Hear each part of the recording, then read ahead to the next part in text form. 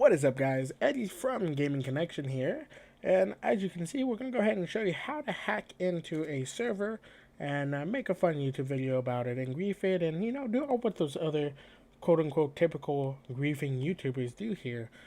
Um, so obviously we're going to show you how to fix it, how to safeguard against it, to make sure you guys are taken care of here. And make sure nothing weird or unusual happens. We don't want anyone going into your server and obviously hacking it. So what we're going to go ahead and do here, obviously we have, let's go and delete that real quick here. So we have our two servers here. This is my server, which has the full safeguards in effect, and no one can really brute force hack into it because of how it's set up. And this is a server that has the vulnerabilities and, the quote-unquote leaks that are associated with that server. So if we go ahead and log in here, a typical Bungie setup is a whole bunch of servers that are tied into the Bungie core config. They're usually offline servers to make sure that the online server passes through the Bungie core and everything goes nice and smoothly.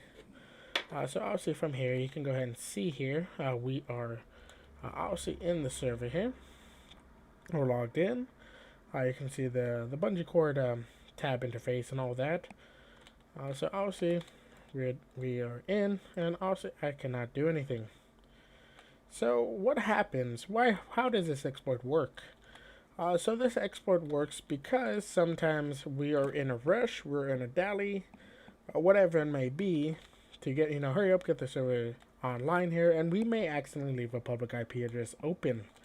Or actually route the public IP address through the server, then route it through the Bungie core, which is kind of a no-no.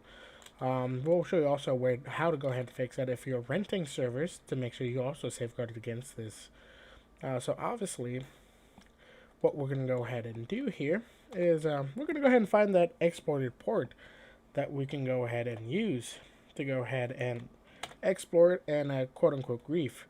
So if we go ahead and we're going to go ahead and add a server, and obviously I already know what the port is because obviously he has been hacked before. This has happened to him before. So obviously we know why it happens here. So if you look at this here, we have the Bungie core instance, and then this is the lobby server. The lobby server handles all of the transactions to the main service, but it's also just a regular server.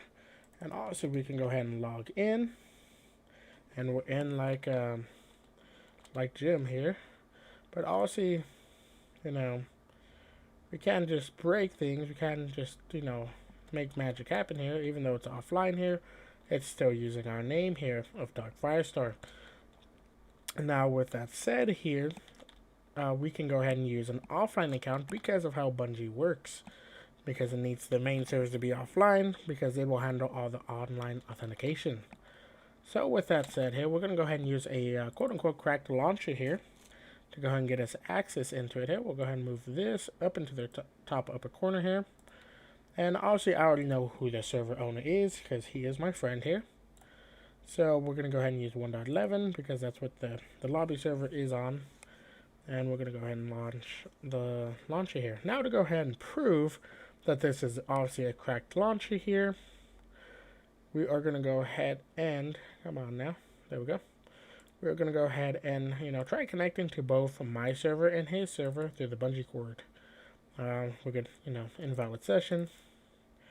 Now, because of how this works, we're going to go ahead and log into the lobby server.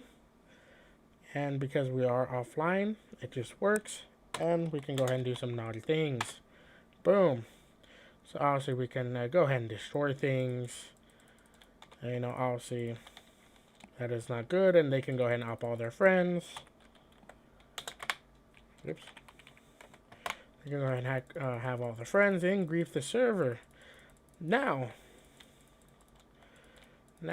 how do we safeguard against this? There are actually a couple different ways to go ahead and safeguard against this. There are some plugins that are available to go ahead and safeguard, especially if you have rented servers. You don't have the ability, or all the servers are not on the same network here. So that wouldn't work, obviously. And secondly, Another thing is we can go ahead and change everything to a local host. And what the local host will do will ensure that obviously everything works properly and everything is handled only on a local level within the server.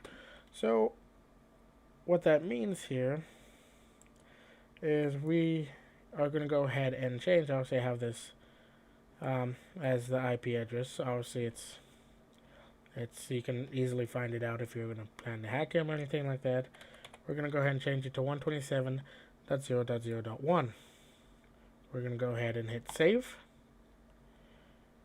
And what we're also going to go ahead and do here, and obviously I'm going to have this all blurred out here, proper things blurred out here, so you guys can try brute forcing into this anything here, is we're going to go ahead and change the config file to go ahead and handle the new interchanging here, which, let me see here, give me just a second here, find out where it is. Let's see here.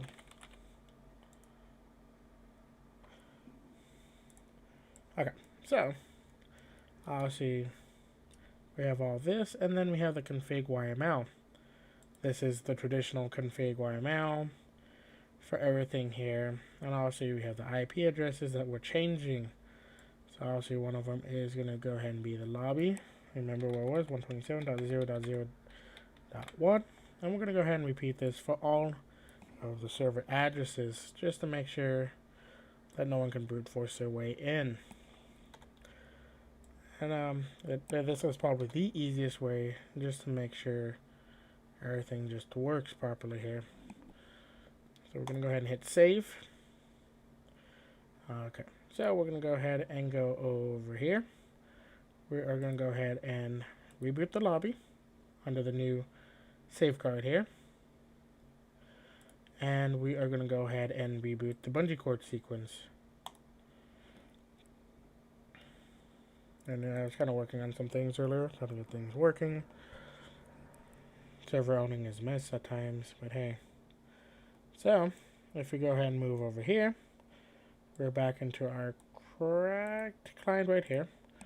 And obviously, we're going to go ahead and refresh it. And this no longer works.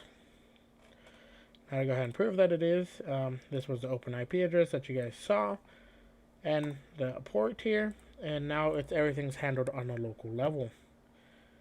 The cool thing about that is it's an immediate protection. It immediately protects you, and it immediately takes care of you, which is something you want to go ahead and take care of right away.